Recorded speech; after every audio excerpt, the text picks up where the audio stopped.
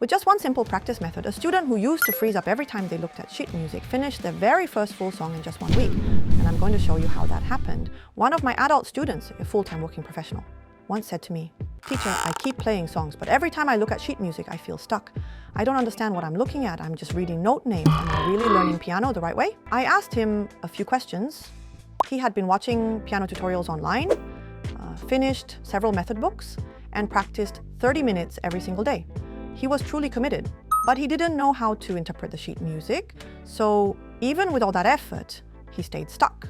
He was still playing one note at a time, slowly, never really seeing the full picture. So I showed him just one new practice method, that's it. And after that, he finished his first full piece. He looked at me and said, "I should have done this from the beginning." And that's why I'm sharing it with you today. If you stay with me until the end, you'll start reading sheet music in a whole new way. Let's start it. It's something I call phrase grouping, or breaking the music into small readable chunks. You've probably heard people say music is a language, right? That's not just a metaphor.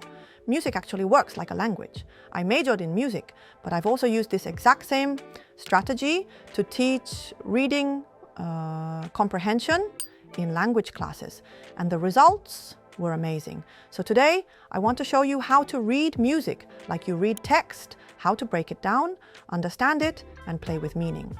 Let's start with something familiar, reading a passage. When you read, the text is spaced out, there's punctuation, indentation, clear paragraphs. It's easy to follow. Each paragraph holds a complete thought, an introduction, a definition, an example, but sheet music, it's just a wall of notes. No spacing, no structure, so we have to break it up ourselves. And once we do, the music becomes readable, visually readable. So how exactly do we break it up? Let's get into it. Step 1, group by visual patterns the shape of the notes. Take Beethoven's Moonlight Sonata, third movement. The right hand plays continuous arpeggios, the left hand keeps a steady rhythm. When you break it down visually, you can clearly see the structure. Your hands can follow it more easily. And when that shape changes, that's your signal. It's a new phrase. Let's take a look. You see this pattern right here? It keeps going, and here. The same arpeggio continues. It shows up again here and again. It's the same shape, but then right here, it changes. You can clearly see the shift. And the next pattern, it looks like this. Then this part, it returns to the same shape as before.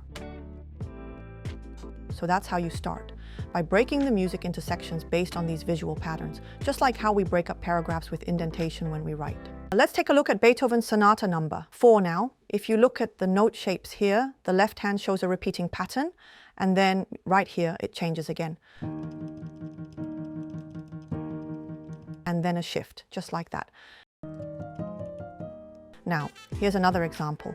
This section can also be grouped by note shape, but visually it's not as clearly separated. That's why the best way to feel it is to actually play it. If you try it, you'll notice